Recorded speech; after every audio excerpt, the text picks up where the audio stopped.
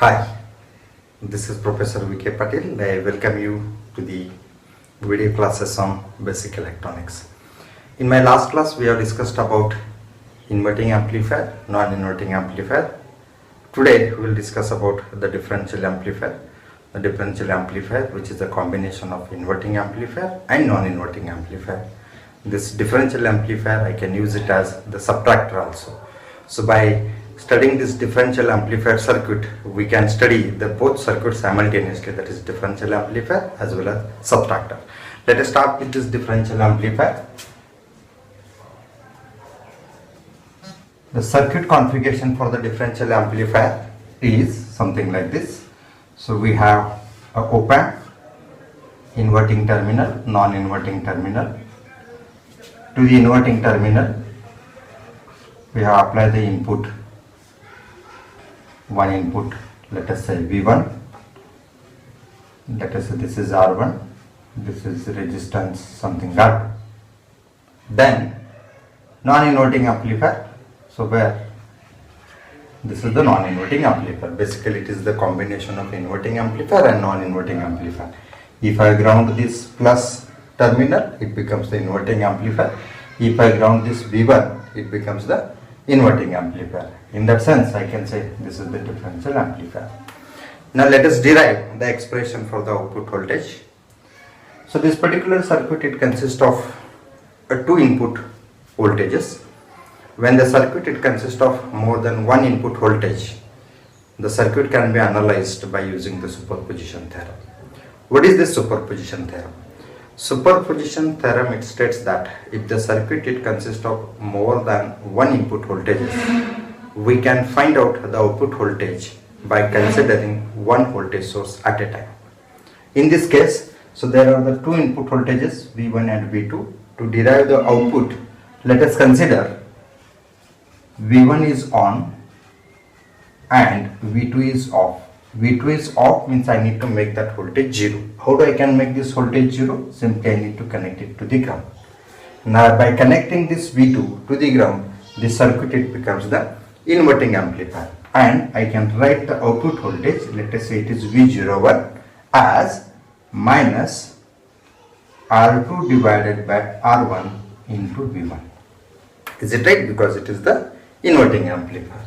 Similarly, the second case, when I need to keep V1 off, that is V1 I need to make it 0 and V2 on, in that case the circuit becomes something like this, and which is nothing but a non-inverting amplifier. And we know that for non-inverting amplifier, output voltage, it is equal to 1 plus, so therefore it is 1 plus R2 divided by R1 into the V2. This is nothing but the output voltage when V2 is on. The total output voltage V0 can be written as algebraic sum of these two, which is equal to minus R2 by R1 into V1 plus 1 plus R2 by R1 multiplied by V2. Now if I observe this output expression carefully, I can say that for the first term gain is R2 by R1. Whereas for the second term, the gain is 1 plus R2 by R1.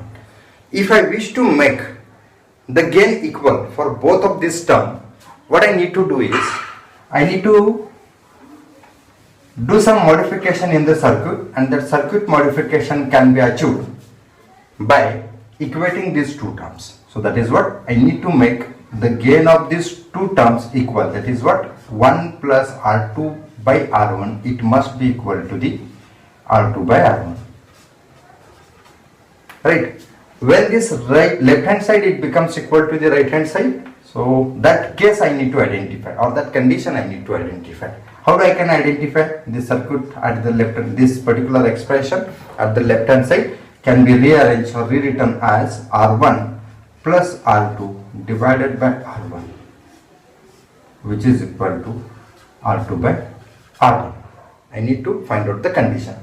Now this left hand side, it becomes equal to the right hand side when I multiply R2 divided by R1 plus R2. If I multiply by R2 divided by R1 plus R2 to the left hand side, the left hand side, it becomes equal to the right hand side. That is what R1 plus R2 get cancelled, and I will get R2 divided by R1. This modification in the expression can be achieved by making the change in a circuit at the non-inverting terminal. And what is that change? Now the circuit becomes at inverting side, so there is no modification. R1 R2 as it is. This is the resistance R1, this is resistance R2, supply voltage plus Vs minus Vs. This is inverting terminal.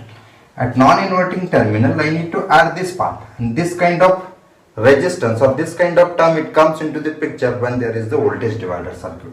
So here I need to use the voltage divider circuit. This is what the R1, and this is nothing but R2, and here I need to apply the voltage V2, and this is V1. Let us say this is the node X, where the voltage at node X is Vx. Now for this circuit, or basically this circuit, it is known as the differential amplifier. And this differential amplifier output, I can write it as, I need to use the same expression what I derived earlier. So output voltage, I can write it as minus R2 by R1 into V1 plus 1 plus R2 by R1 multiplied by voltage at non-inverting terminal, and voltage at non-inverting terminal is Vx. Now what is the Vx here? Vx is nothing but the voltage across R2, which is the voltage divider circuit. Hence I can write minus R2 by R1 into V1 plus, here if I do the simplification, I will get R1 plus R2 divided by R1. What is the Vx? Vx is nothing but voltage across R2, which can be written as R2 divided by R1 plus R2 multiplied by V2. So these two terms get cancelled, and I will get the expression which is equal to minus R2 by R1 V1 plus R2 by R1 into V2, which can be written as R2 by R1 inside the bracket V2 minus V1. So here the output voltage is directly proportional to the difference between the voltages. Hence I can say that it is nothing but the differential amplifier. In other words, this particular circuit, it subtracts V1 from V2. Hence I can call this as the subtractor also. This is nothing but the differential amplifier or the subtractor circuit. In the next class, we will see some other application. Thank you.